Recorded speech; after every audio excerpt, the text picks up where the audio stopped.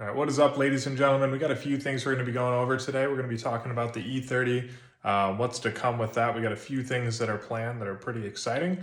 We also have something that you guys aren't going to want to miss if you're installing an aftermarket cluster or ECU, your old BMW, as well as a bunch of other types of vehicles, as long as they have this style of system. So you guys aren't going to want to miss that. Stay tuned towards the end, but let's get going.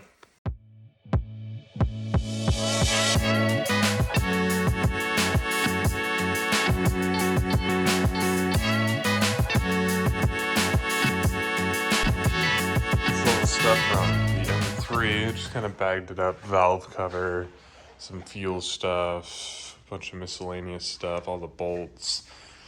A couple other things are not pictured here, but pretty much sent the engine off, and block is getting built. At the end of the video you saw what we were putting in this engine, so block is currently getting built, waiting on a few parts. With parts availability stuff, it's kind of difficult at times, so you guys will see that coming soon. As for the E30, last night I just pulled the air control valve, or the idle control valve, off, cleaning that, checking that, because the tuner was saying that it was not adjusting as much as he would have liked it to. But I did get these. So these are coilovers from Ground Control. It's their full coilover system. And then it does have the double adjustable conies. So these I got, they're technically used. Supposedly the guy, he supposedly told me he installed them and then removed them because his car blew a head gasket. So essentially, these are pretty much unused. I mean, they were just installed. So this is the rear setup, that's the front. Spring rates are pretty high. I believe they were like, let's check here, yeah, 750 front and rear. So we'll kind of see what ends up going on with that. Not super worried about it. We'll kind of see what happens before we go getting different springs or anything like that, because I do have big bars in this car too. So here's another fun thing. So this is actually a brake kit from Massive Brakes. They're up in Canada. So I got these. It's a Massive brake kit. I believe it's like a 30, I don't even remember. It's here it is.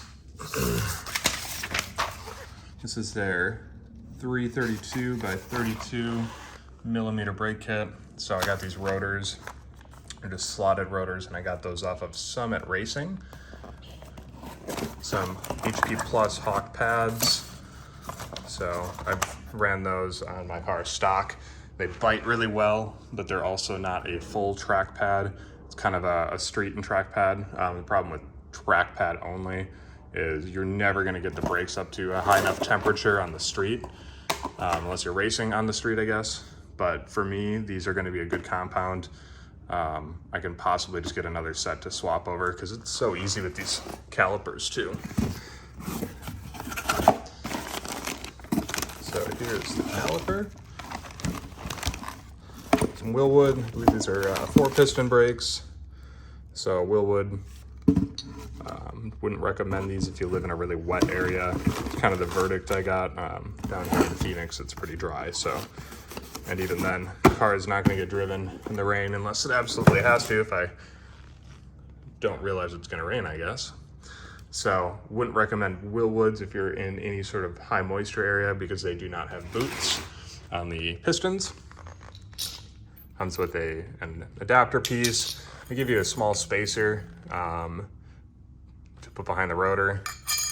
Those are your nuts and bolts, essentially, to mount this to your floating, your actual rotor itself, and then some, supposedly these are adapter fittings, so you can run factory brake lines, which is cool, because about a year ago, it's been a long time, I got these stainless brake lines to replace just the factory ones, and then I started looking at brake kits, so I'm kind of happy that I can use this kit with the with those calipers still. In the car right now, and I'm labeling the rest of my wires here. So fuel level, and then I'm going to do my blinker, both blinkers, a couple other little things. So I'm getting that wired in now, so I can put my cluster in the actual dashboard. So I finished the wiring behind the instrument cluster here. Got the blinkers working, everything like that. So cluster completely works. Got my little bezel here. All fits pretty nicely. Car now starts and drives.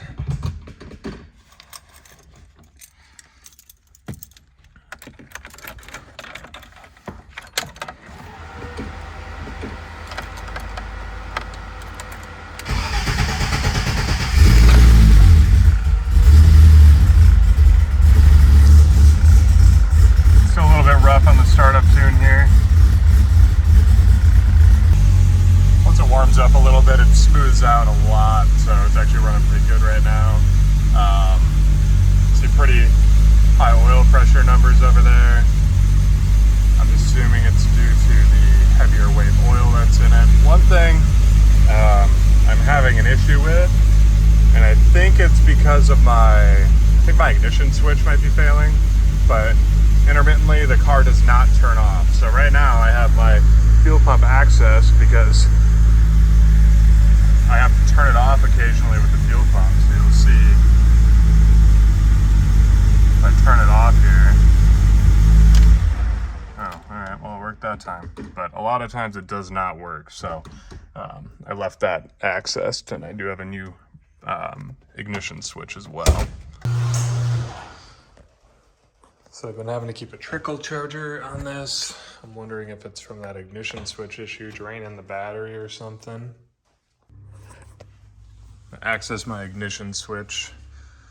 I bought a new genuine BMW one, so we'll take a look. Possibly thinking my ignition switch is bad, so I'm gonna go ahead and access that here.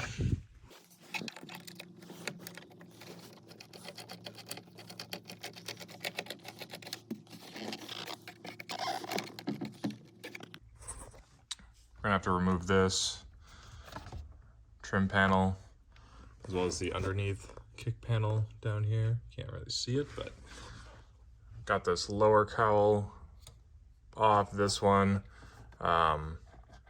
we can lift up a little bit if we need to with the ignition switch. It's right there, little brown guy, and that cable will go down, so we'll get a better view of that in a minute.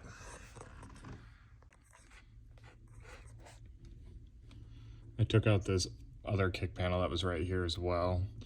You can see the wiring that goes all the way back. And it looks like it all connects right here. There's definitely some ghetto wiring going on here from previous owner. We'll take a look at that, but ooh-wee.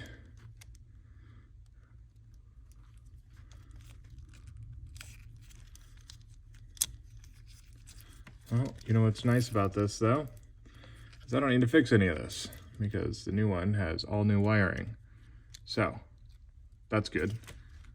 As for this wire, take a look at that. Some pretty moderate corrosion. So definitely good we replaced this either way. So here's your connector. We'll get that replaced and routed back in there. And bam, it's in there. All you do is you press it on there, those clips will grab. So that's all looking great. And I'll just finish reassembly and make sure it starts.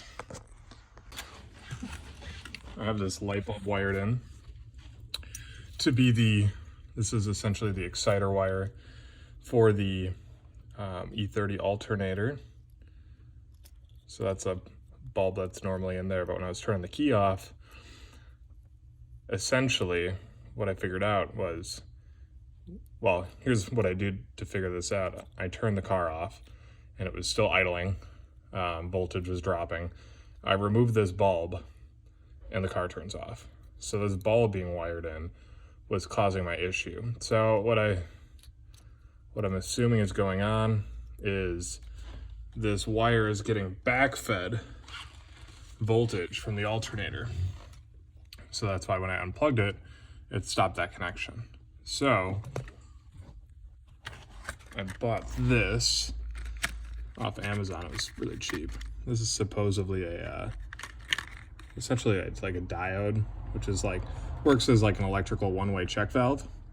So I'm going to wire this in between the bulb and the ignition switch. And what I'm going to do, make sure it's going the right way. And essentially that should prevent it from backfeeding back through the switch. So I'll get that wired in. We'll see what's going on with that.